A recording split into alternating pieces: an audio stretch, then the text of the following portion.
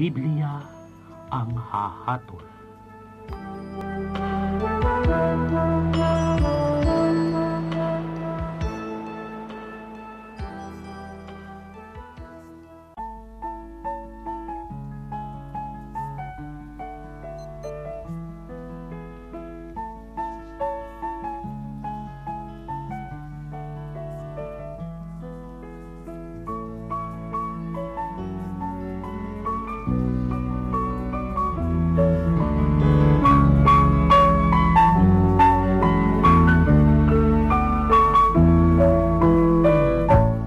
Magandang gabi po sa inyong lahat mga kaibigan, mga magulang at mga kapatid, mga kababayan. Muli ay naririto na naman po ang palatuntunang ito, ang Biblia ang hahatol, upang minsan pa ay ating pagtalakayan ang ilang mga katanungan na ating mga nakakalap sa pang-araw-araw nating buhay.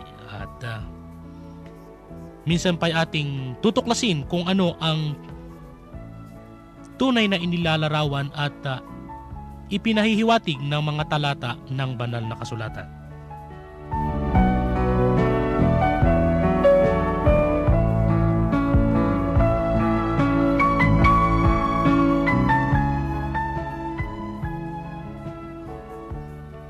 Kanina lamang ay kausap natin ang isa sa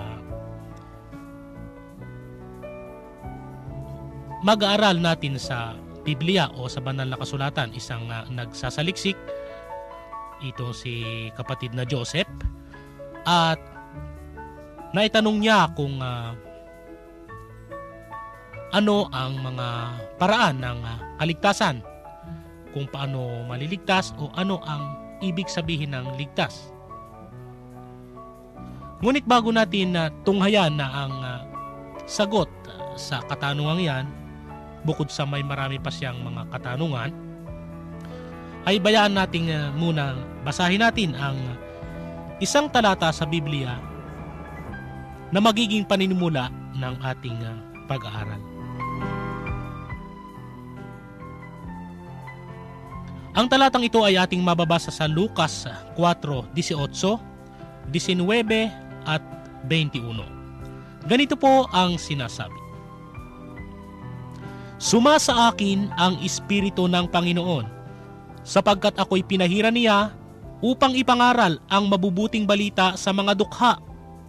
Ako'y sinugo niya upang itanyag sa mga bihag ang pagkaligtas, at sa mga bulag ang pagkakita, upang bigyang kalayaan ang nangaapi,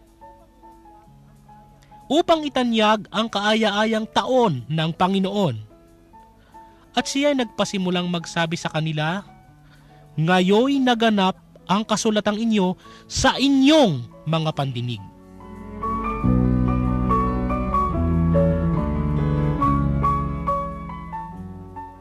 Tunay nga na ngayoy naganap, ang sabi sa 21, ngayoy naganap ang kasulatang ito sa inyong pandinig.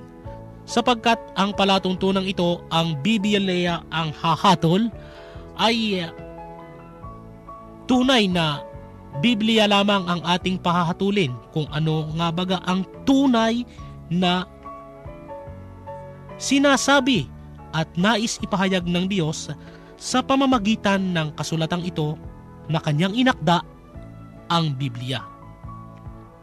Tingnan natin ang sinasabi sa Juan 12:48. Ang sabi po ay ganito: "Ang nagtatakwil sa akin at hindi tumatanggap sa aking mga pananalita ay mayroong isang hahatol sa kaniya. Ang salitang aking sinasalita ay siyang sa kanya'y hahatol sa huling araw." Ang nagtatakwil po pala sa akin, sabi ng Biblia, dito sa Biblia, ay mayroong isang hahatol sa kanya. Yung pong pagtatakwil ay yung hindi paniniwala sa mga nakasulat sa Biblia. Kaya nga po, ang palatuntunang ito, Biblia ang hahatol, ay sapagkat kami ay buong puso at buong pagkatao naming sinasampalatayanan at pinaniniwalaan ang lahat ng mga sinasabi sa banal na kasulatan.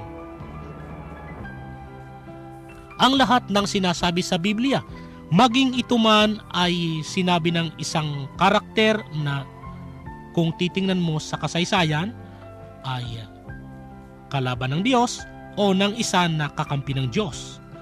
Sapagkat nga ang Biblia ay akda ng Diyos, kaya't ito ay salita ng Diyos. Katulad ng isang aklat na tanyag sa Pilipinas, ang aklat na No Limitangere at El Filibusterismo, na inakda ng bayani ng ating bayan na si Dr. Jose Rizal. Ang lahat po ng nakasulat doon ay salita ni Rizal. Kung titingnan po ninyo ang tamang lohika, lahat po yun ay galing sa isipan ni Jose Rizal. Bagamat mayroon dong mga pananalita na sinalita ni Padre Damaso, sinalita ni Sisa, sinalita ni Ibarra, sinalita ni Kapitan Tiago, sinalita ni Padre Alperes, at ng kung sino-sino pang mga karakter o nagpapatakbo sa kasaysayang kanyang inakda, iyon pa rin ay walang pasubali na salita ni Rizal. Gayon din po lalo at higit ay ang Biblia, bagamat mayroong pananalita ditong sinalita ng propeta ni Moises, sinalita ni Aaron, sinalita ni Paraon, sinalita ni Jesus, sinalita ni Judas, sinalita ng demonyo, sinalita ni Satanas, sinalita ni Job, sinalita ni Elipas. Lahat pong yan ay Diyos ang nag-akda. Diyos ang nagsalita sa pamamagitan ng kanyang akda.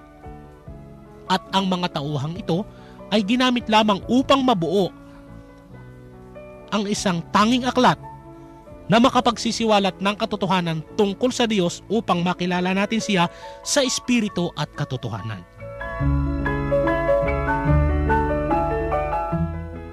Kaya po tumpak ang pagkatawag dito ng mas nakararami na ang Biblia ay ang salita ng Diyos. At kung ito nga ay salita ng Diyos, dapat nating paniwalaan ang mga sinasabi dito. Sapagkat ang sabi sa Lucas 10:16 ay ganito: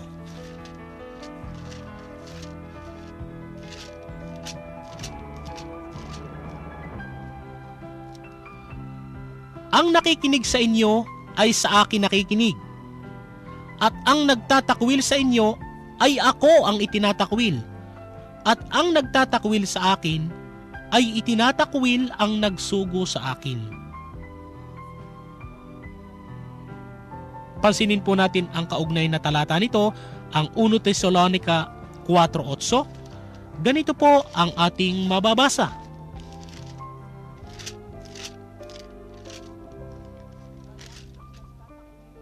Kaya't ang nagtatakwil, hindi ang tao ang itinatakwil, kundi ang Diyos na nagbibigay sa inyo ng kaniyang espiritu. Ang Diyos po, sapagkat ang sabi sa Isaiah 34:16 ay tungkol sa kanyang aklat na ito ay ganito: inyong saliksikin sa aklat ng Panginoon at inyong basahin. Kahit isa sa mga ito ay hindi magkukulang, walang mangangailangan ng kaniyang kasama, sapagkat iniutos ng aking bibig at pinisan sila ng kanyang espiritu. Ang nag-utos po pala ay ang bibig ng Panginoon, at ang nagpisa nito, ang bumuo, ay ang kanyang espiritu. Ngunit mayroon pong pilosopong katanungan na hindi ba raw ito ay sinulat ng mga propeta at ang mga propetang iyon ay mga tao. Kung ating pong titingnan ay para bang lumalabas na tama ang kanilang pangangatuwiran. Subalit ayon sa Biblia, ang sabi po ay ganito. Sa 2 Pedro 1:20 hanggang 21. Na maalaman muna ito na alinmang hula ng kasulatan ay hindi nagbuhat sa sariling pagpapaliwanag, sapagkat hindi kalooban ng tao dumating ang hula kailanman, kundi ang mga tao ay nagsalita buhat sa Diyos na nangaudyukan ng Espiritu Santo. Tama po sinabi sa Isaiah 34:16, pinisan sila ng kaniyang Espiritu.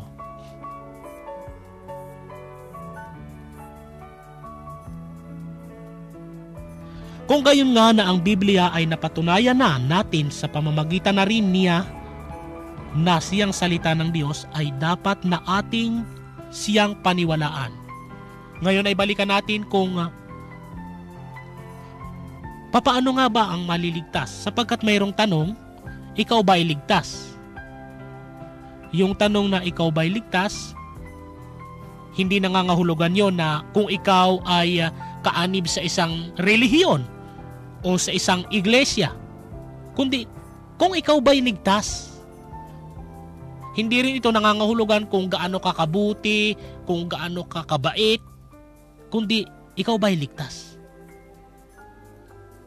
Ang ibig sabihin ng salitang ligtas, ikaw ba'y makakapiling ng Diyos pagdating ng takdang panahon? Tingnan natin ang sinasabi sa banal na kasulatan, ang Biblia, ang salita ng Diyos na nakasulat sa Juan 3:16 hanggang 17. Ganito po ang ating mababasa. Ang sabi ng Biblia, sapagkat gayon na lamang ang pagsinta ng Diyos sa sanlibutan, na ibinigay niya ang kanyang bugtong na anak upang ang sinumang sa kaniya'y sumampalataya ay huwag mapahamak, kundi magkaroon ng walang hanggang buhay. Sapagkat hindi sinugo ng Diyos ang anak sa sanlibutan upang hatulan ang sanlibutan, kundi upang ang sanlibutan ay maligtas sa pamamagitan niya. Sa pamamagitan po ng anak, ang layunin ng Diyos ay tayo ay maligtas.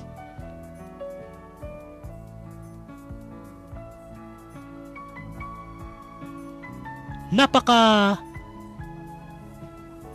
simpleng paraan lamang pala ang paraan ng pagkaligtas, sapagkat ibinigay nga ang kanyang bugtong na anak upang siyang ikaligtas. Papaano? Ang sabi sa 16, upang ang sinumang sa kanya'y sumampalataya ay huwag mapahamak.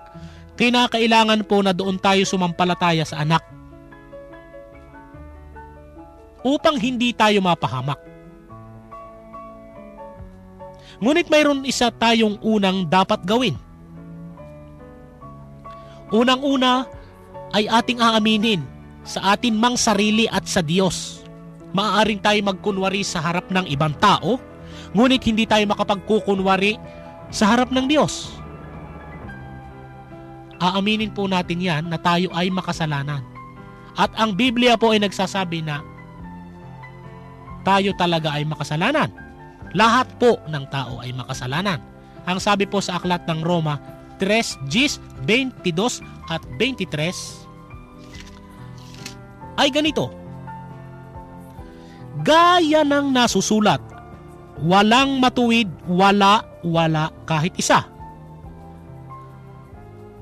Sa makatuwid bagay ang katuwiran ng Diyos sa pamamagitan ng pananampalataya kay Hesukristo, sapagkat walang pagkakaiba. Sapagkat ang lahat ay nangagkakasala nga at hindi nangakakaabot sa kaluwalhatian ng Diyos.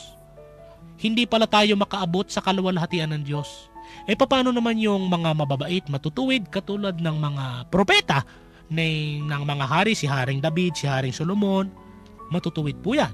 Tingnan natin ang sinasabi sa Ecclesiastes 7:20. Ecclesiastes 7:20 po, ang sabi ay ganito.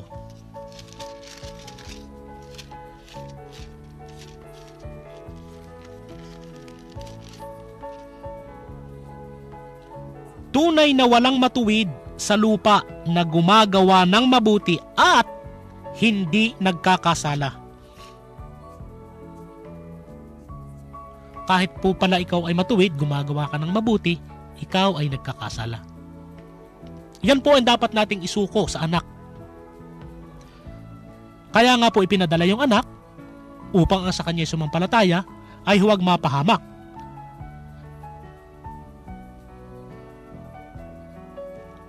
At ito nga po ay sa makatuwid bagay. Ang sabi sa 3:22 ng Roma, sa makatuwid bagay ang katuwiran ng Diyos sa pamamagitan ng pananampalataya kay Hesukristo sa lahat ng mga nagsisisampalataya sapagkat walang pagkakaiba. Sa pamamagitan po lamang ng pananampalataya kay Hesukristo.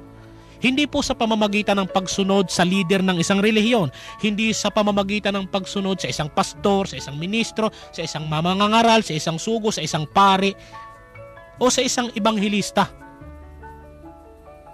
O sa isang nagsasalita sa telebisyon, o sa isang nagsasalita sa radyo na katulad namin. Kundi ayon sa Biblia, sa pamamagitan ng pananampalataya kay Hesukristo.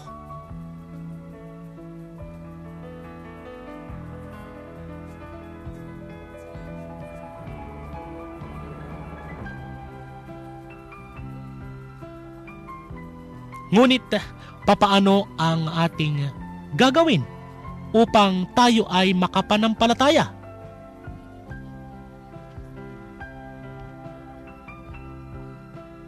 Unang-una nga po ay sinabi na ang lahat ay nagkakasala. So, sa makatuwid, tayo ay makasalanan. Kaya't nararapat lamang na tayo ay mga bautismuhan. Yan po ang unang-unang paraan, ang first step ika nga, ang unang hakbang upang tayo ay makalapit. Ngayong natuklasan na natin sa pamamagitan ng Biblia na tayo pala talaga ay makasalanan, walang matuwid, wala kahit isa ang sabi sa Roma 3:10, pinagdiinan po, wala kahit isa. Nararapat po tayong mabautismuhan, malinis. Paano po ang pagbabautismo? Yun po ba ay bubuhusan ng tubig sa ulo? O yun po ba ay kagaya ng ginagawa ng maraming relihiyon na ritual na inilulubog sa tubig? At pag imberno, lalo na dito sa Europe, pagka taglamig, dun sa parang isang maliit na pool nila ginagawa. Inilulubog doon, may mga seremonya, at yun daw ay pagbabautismo. Tingnan natin ang sinasabi ng kasulatan ng Biblia, ng salita ng Diyos, kung ano ang pagbabautismo. Ang talata po ay ating mababasa sa Lucas 3:7 hanggang 8.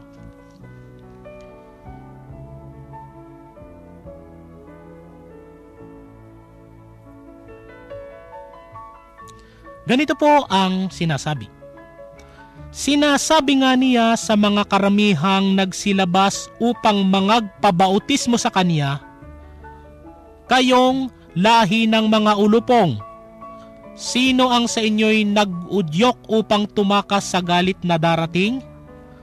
Kayo nga'y mangagbunga ng karapat-dapat na pagsisisi, at huwag mangagpasimulang magsabi sa inyong sarili, si Abraham ang aming ama.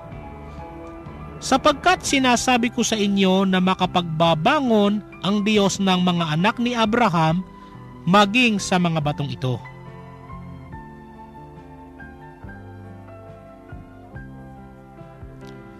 Ang sabi po, kayo nga'y mangagbunga ng karapat-dapat na pagsisisi.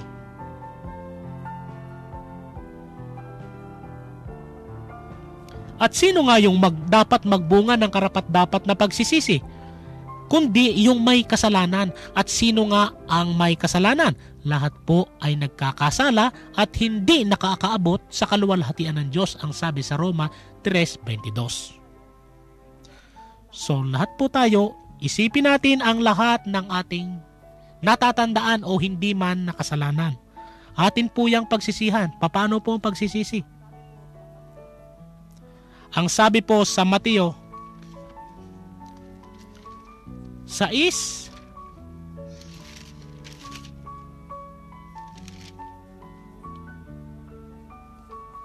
at 6 ay ganito: datapwat pagka ikaw ay mananalangin, pumasok ka sa iyong silid, at kung mailapat mo na ang iyong pinto, ay manalangin ka sa iyong ama na nasa lihim, at ang iyong ama na nakakakita sa lihim ay gagantihin ka.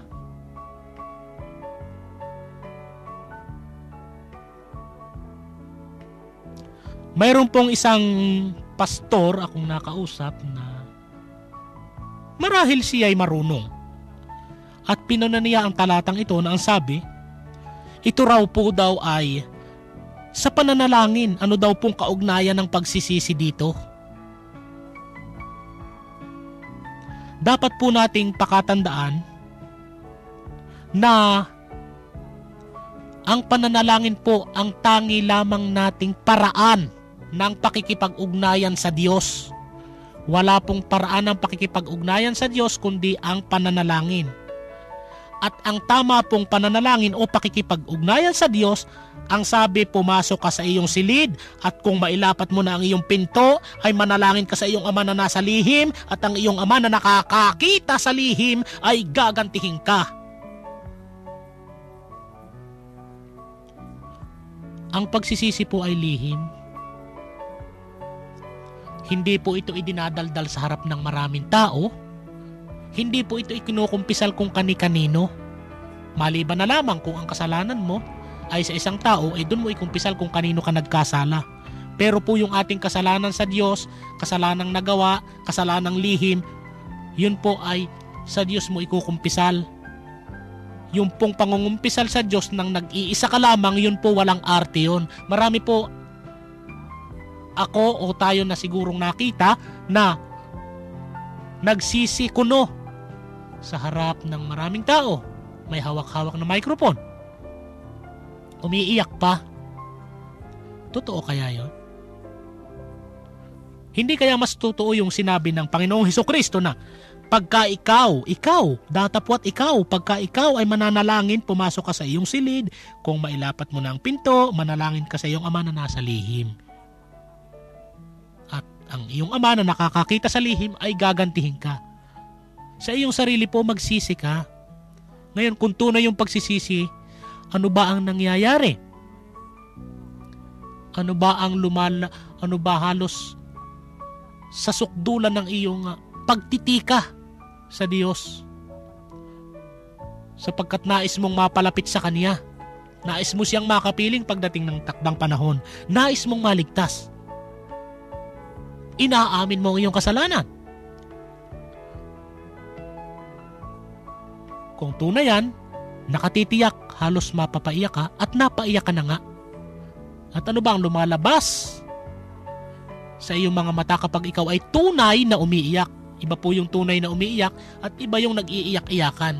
Tinatawag nga nating crocodile tears. Tiyak may lalabas na lakrima, tears, tubig sa mata. Yun po ang tinatawag na bautismo sa tubig sa pagsisisi. Kasabay po niyan, habang ikaw ay nagsisisi, nagtitika. Ang sabi po sa 1 Pedro 3:21 ay ganito: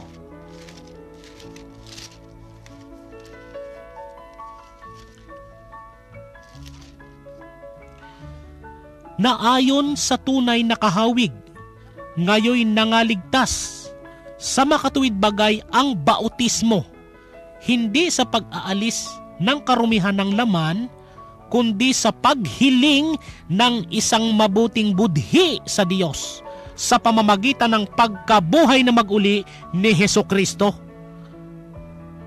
Matapos mong mapagsisihan ng iyong mga kasalanan, ikaw lamang naman ang nakakaalam kung tunay ka nagsisisi dahil nagsosolo ka sa iyong silid o kung saan man na lugar na walang nakakaalam kundi ikaw at ang Diyos lamang. Hihiling ka ng isang mabuting budhi na nawa, Diyos, bigyan mo ako ng tunay at mabuting budhi para hindi ka na uli magkasala. Para makataha ka sa buhay at bagong daan na ibinigay ng Diyos.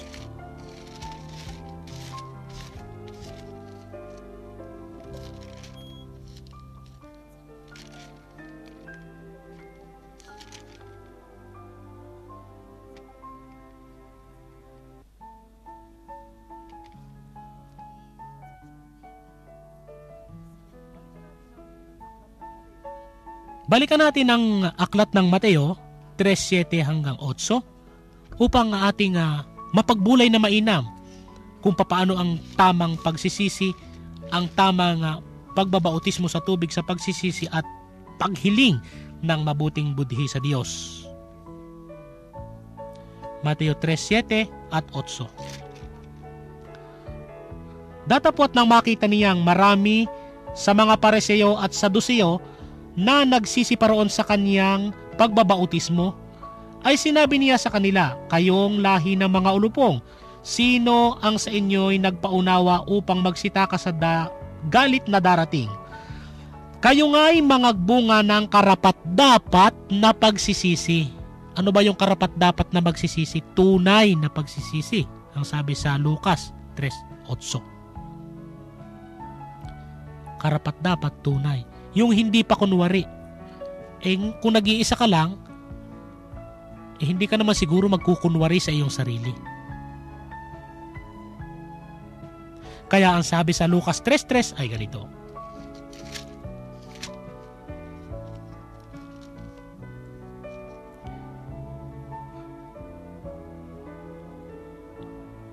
At siya'y napasalibot sa buong lupain ng Jordan sa palibot-libot niyaon, na ipinangangaral ang bautismo ng pagsisisi sa ikapagpapatawad ng mga kasalanan. Bautismo po talaga ng pagsisisi. Pagsisisi upang mapatawad ang iyong kasalanan. Ay kahit po maghapong kang ilublob sa tubig, hindi ka mapapatawad sa kasalanan mo kung hindi ka nagsisisi. Maaari mo namang sabihin sa harap ng pastor na magbabautismo sa iyo, ikaw ay nagsisisi, pero ikaw lamang ang nakakaalam kung tunay nga ang iyong pagsisisi at karapat-dapat.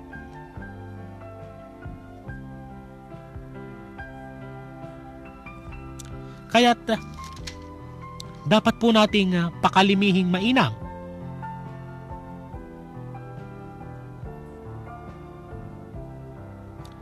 upang tayo'y tunay na makatahak sa daan ng Panginoon.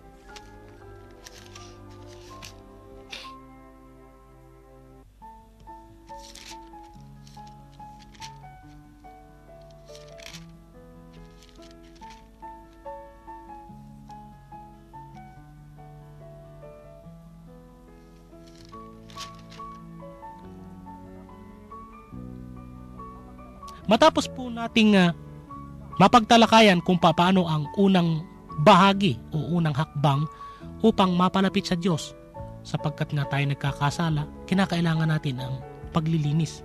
Ang paglilinis ay ang pagsisisi. At matapos mong magsisi, ay mayroon pang isang paraan, isa pang bahagdan. Ang sabi po sa aklat ng mga gawa ay ganito. Sa 16:31 po, ganito ang ating mababasa.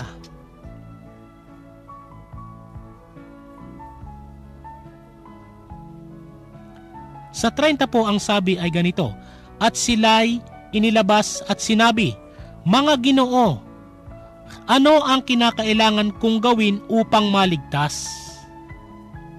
Ang sabi po sa 31, Gawa 16:31, ang sabi po ay ganito, at kanilang sinabi, manampalataya ka sa Panginoong Hesus at maliligtas ka, ikaw at ang iyong sambahayan. Ganun po pala kasimple, na hindi po nakikita ng iba. Manampalataya ka sa Panginoong Hesus at maliligtas ka, ikaw at ang iyong sambahayan. Natural kapag ka ikaw ay nananampalataya, ay gagawin mo ang lahat upang ikaw ay makatupad sa iyong pananampalataya.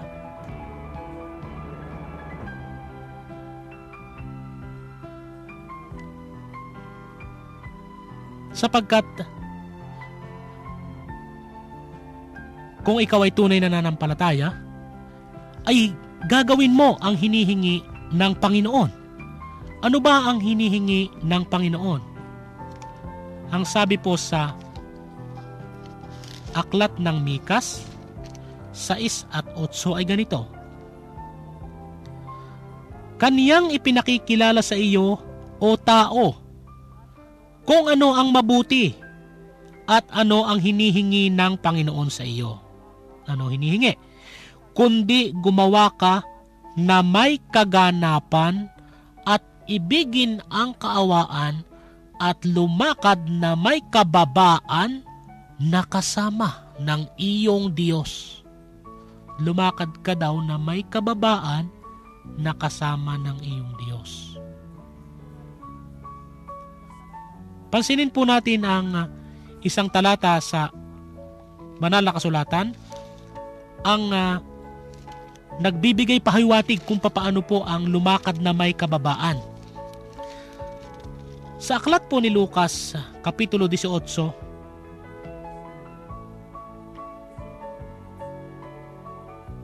versikulo 10 hanggang 14. Ito po ang talinaga. Ganito po ang sinasabi, may dalawang lalaking nagsipanhik sa templo upang magsipanalangin. Ang isa'y Fariseo at ang isa'y maniningil ng buwis. Yun pong maniningil ng buwis, larawan po yun sa isang makasalanan. Ang Fariseo ay nakatayo at nananalangin sa kanyang sarili ng ganito. Pansinin po ninyo, sabi, nananalangin sa kanyang sarili ng ganito. Diyos, pinasasalamatan kita na hindi ako gaya ng ibang mga tao, na mga manlulupig, mga liko, mga mapangalunya, ni hindi man lamang gaya ng maniningil ng buwis na ito. Makalawa akong nag-aayuno sa isang linggo. Nagbibigay ako ng ikapo ng lahat kong kinakamtan. Datapwat ang maniningil ng buwis na nakatayo sa malayo ay ayaw na itingin man lamang ang kanyang mga mata sa langit, kundi dinadagukan ang kanyang dibdib na sinasabi, Diyos, ikaw ay mahabag sa akin na isang makasalanan. Sinasabi ko sa inyo, nanaog at umuwi sa kanyang bahay ang taong ito na inaaring ganap kaysa isa, sapagkat ang bawat nagmamataas sa kanyang sarili ay mabababa, datapwat ang nagpapakababa sa kanyang sarili ay matataas. Magpakababa pa po pala tayo sa ating sarili. Kaya tumpak ang sinasabi sa 1 Corinto 11:31, ganito po ang pagkasabi, datapwat kung ating kilalanin ang ating sarili ay hindi tayo hahaptulan. Kilalanin sa paano? Kilalanin nating tayo makasalanan. Huwag po tayong gumaya doon sa Fariseo na nagmamataas, como hindi siya nangangalunya, como nagbibigay siya ng kanyang ikapo at mga marahil, mga abuloy, marahil, ang sabi ko, marahil. At siya ay nag-aayuno, nagdadasal marahil siya, ay hindi po natin nararapat tularan yon ayon sa kasulatan. Ang sabi po, walang matuwid, wala kahit sa isa. Kaya, iyan po ang isa sa paraan ng pagpapakababa sa ating sarili, sa Diyos. Na hindi baga tayo nagmamalaki. Kung tayo may natulungan, ay ating kalimutan na yon. Ang sabi nga, kung ikaw ay mag-aabuloy ang iyong kanang kamay, huwag malaman ng kaliwa.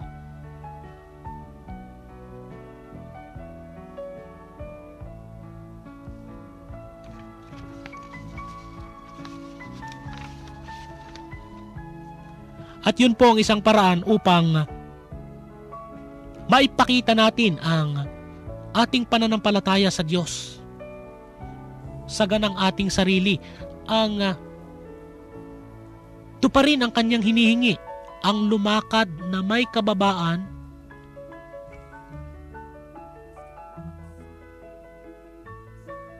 na kasama ng iyong Diyos.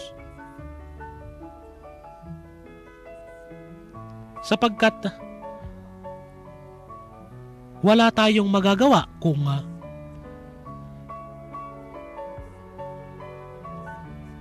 ang ating sariling mga kaisipan ang ating paiiralin. Marahil ang ating kayamanan o ang ating sariling pangangatuwiran.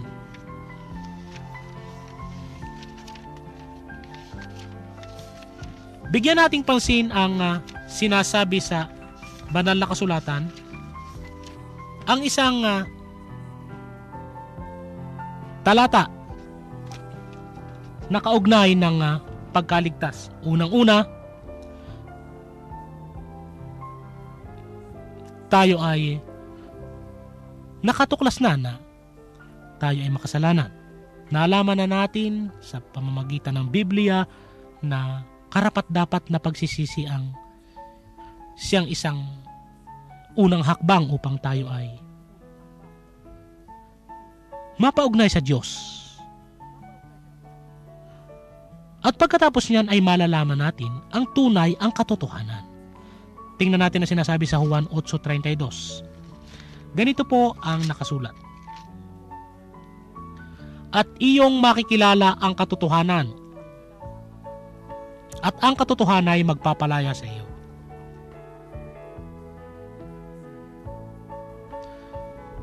Ang akala po natin ng marami, ang tao ay malaya. Subalit, mas malaya pa po yung mga taong bundok, yung mga nasa tribo kaysa sa atin, lalo na sa atin na nasa siyudad. Ang katotohanan po ay hindi tayo malaya kung sa buhay na ito lamang tayo magsisiasa. Unang-una, ang palatandaan na hindi tayo malaya, tayo ay nagkukulong sa ating bahay. Alin pong bahay ang walang kandado? Kapag tayo nasa loob, lalo na kapag tayo natutulog. Sa makatuwid, nakakulong po tayo, nakakandado. Tayo po ay nakakulong sa takot. Ang takot na yan, ang siyang parang tanikala na nakatali sa atin.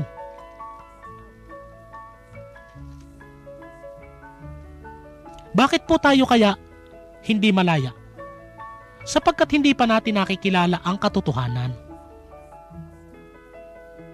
Gaya ng sabi ng Juan 8:32, kung makilala mo ang katotohanan ay magpapalaya sa iyo. Tingnan natin na sinasabi sa Aklat ng Manggagawa 26:32.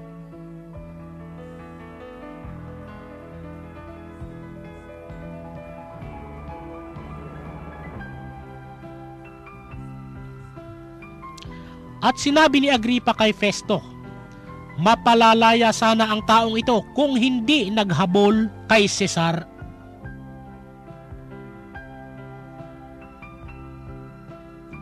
Ang sabi po ng kasulatan, mapalalaya sana ang taong ito kung hindi naghabol kay Cesar.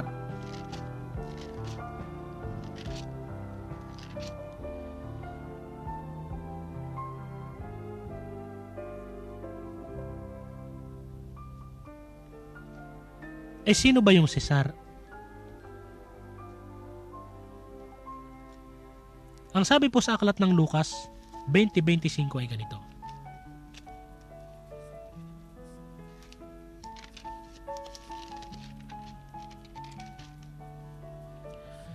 At sinabi niya sa kanila, kung gayoy ibigay ninyo kay Cesar ang kay Cesar, at ang sa Diyos ang sa Diyos.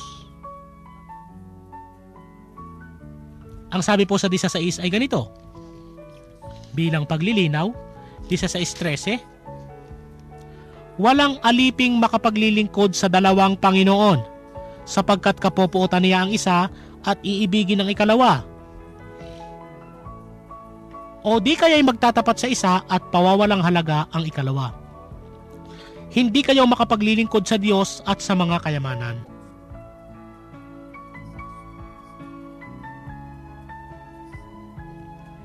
Maliwanag po na ang tinutukoy ditong Cesar ay yung mga kayamanan.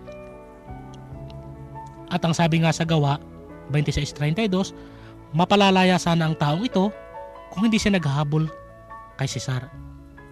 Yung pong mga mas inuuna pa ang kayamanan, ang pagkakamal ng salapi, kaysa maglingkod sa Diyos, yun po ang taong walang kalayaan. Unang-una, dahil nga sa siya'y mayaman, natatakot siyang gumala. Kaya siya ay may mga bodyguards. Pero kung kukunin niyo ang logic o ang lohika, siya ay binabantayan. So wala siyang kalayaan. Ni hindi siya makababa sa bangketa, makapaglakad ng nag-iisa ng malaya na katulad nating mga walang inaalalang kinatatakutan. Mayroon dyan na sa dami ng jewelries, hindi makalabas ng kanyang sasakyan. Kaya wala siyang kalayaan.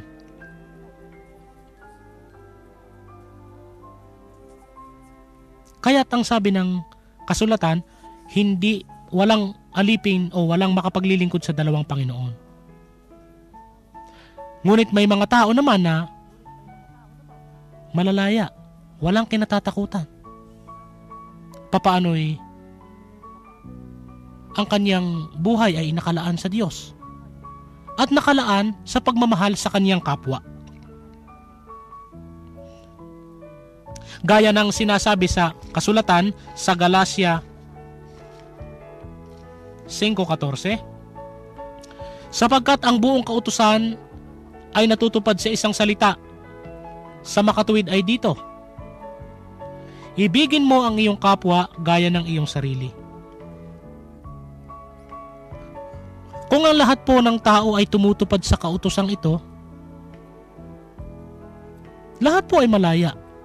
Walang gera, walang katatakutan ng bawat isa. Kahit ang mga anak natin na maliliit ay lumakad na nag-iisa sa daan, hindi tayo matatakot na baka ito'y makidnap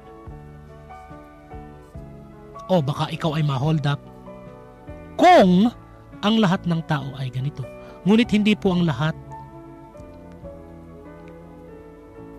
Ilan lamang po ang may tunay na pananampalataya.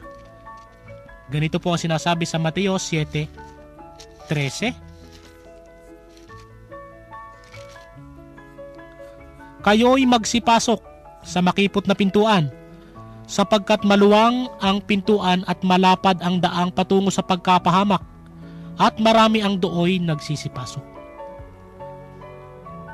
Sapagkat makipot ang pintuan at makitid ang daang patungo sa buhay, at kakaunti ang nakakasumpong noon. Kakaunti lamang po ang umiibig sa buhay. Kakaunti ang nagtuturo tungkol sa buhay. Marami po, lahat halos ng relihiyon itinuturo ay batas, di umano, ng Biblia ang pag-aabuloy. Pero kailangan nga ba ang mga ganyan? Kailangan nga ba ang salapi upang iugnay sa pananampalataya? Hindi po baga po pwede na maipangaral ang salita ng Diyos nang walang kahalong salapi? Sapagkat po ang sabi, walang makapaglilingkod sa dalawang Panginoon. Kaya mapapansin po natin na ilan lamang ang gumaganap ng tunay ng pangangaral